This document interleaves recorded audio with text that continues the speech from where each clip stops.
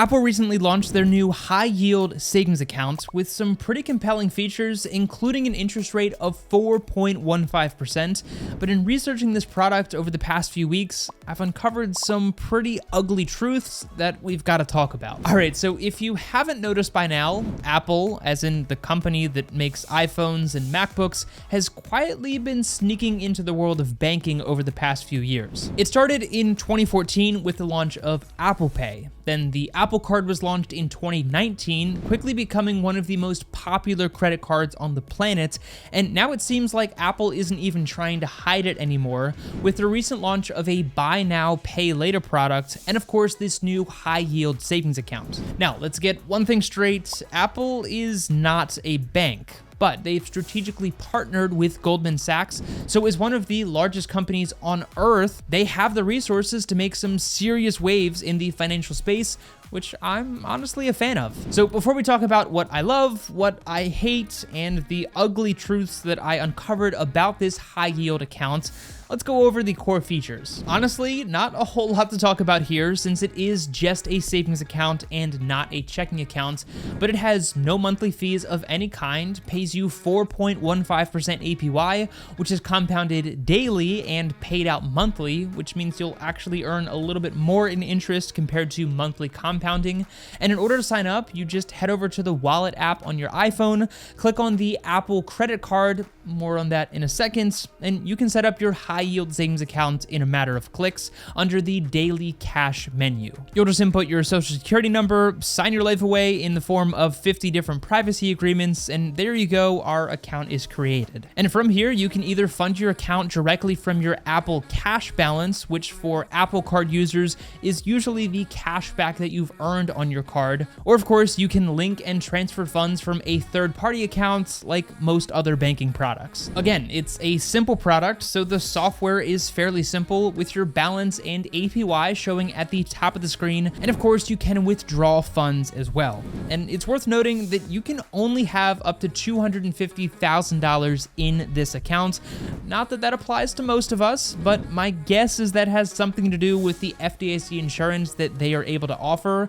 So you can't put more than 250 grand in this account for the two ballers that are watching this video. And again, this is just a savings account, so you're not going to get an Apple debit card or be able to withdraw cash at ATMs, which brings us to what I love and hate about this product. First of all, who doesn't love 4.15% APY? At the time of recording this video, that's about 10 times the national average and over 400 times what most national banks like Chase and Wells Fargo offer. There are other products like SoFi and Wealthfront offering even higher interest rates, but 4.15% is near the top of the industry right now. However, I really don't think that that is going to last very long.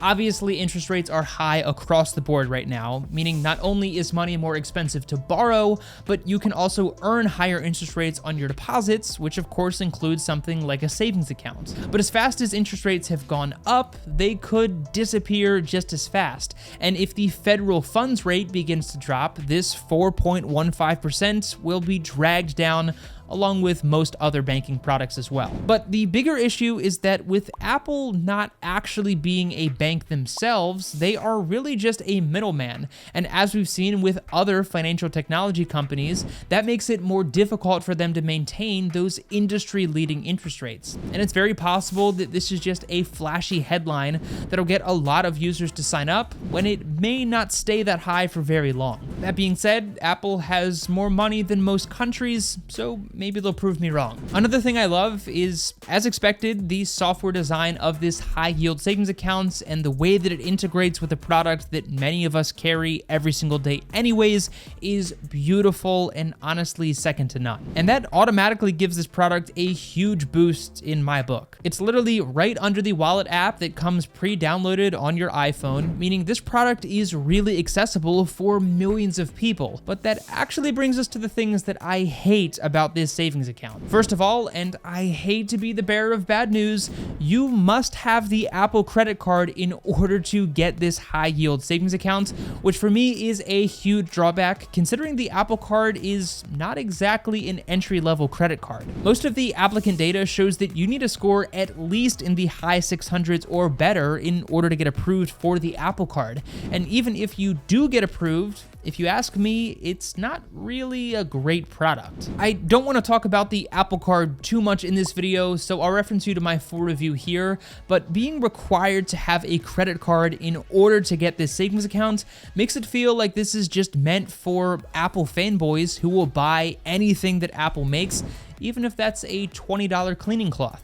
Sorry, polishing cloth. And that's coming from a guy who is a borderline Apple fanboy himself. All of that being said, there are millions of people who already have the Apple card, and considering it has no annual fee, if it is something that you're able to apply for and get approved for, then there's really no harm in doing that. So assuming you fall into one of those buckets, then you'll be able to get this account in a matter of clicks. But because of that, I wouldn't exactly call this high yield savings accounts accessible to everyday people. But the thing that I hate the most about this product, and honestly all of the financial products that Apple has come out with thus far, is the fact that they are made in partnership with Goldman Sachs. Why does that matter, you might ask? And maybe it doesn't to you, but as I've talked about in previous reviews on the Apple card, Goldman Sachs isn't exactly known for ethical business practices. In addition to other minor scandals, just a few years ago, Goldman Sachs admitted to bribing Malaysian officials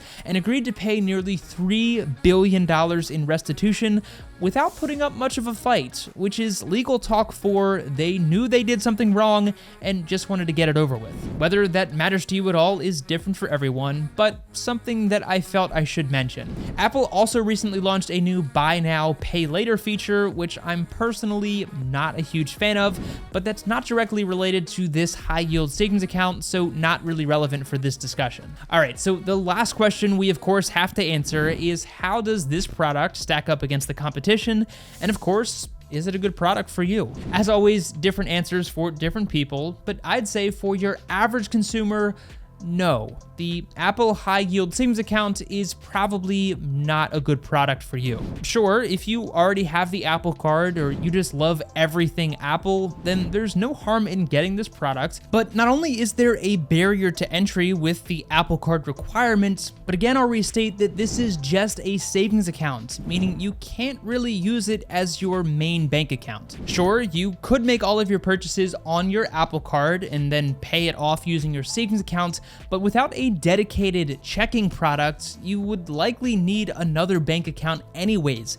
And again, with products like SoFi and Wealthfront offering even higher interest rates right now, it makes me question whether this is a valuable product for everyday consumers. Plus, those products that I just mentioned offer a better, well-rounded banking solution and don't require you to sign up for a credit card just to get your foot in the door. So if you're looking for an easy way to earn some great interest on your spare cash and you already have the Apple card or you've been thinking about getting it for a while, then I'd say go for it. But no, the high yield savings account from Apple is not a product that I would recommend. But that's just my opinion, so let me know what you think down in the comment section below. If you do want to learn more about my favorite banking products right now, then I will leave some helpful links for those down in the description as well. And as always, take it easy, and I'll see you in the next one.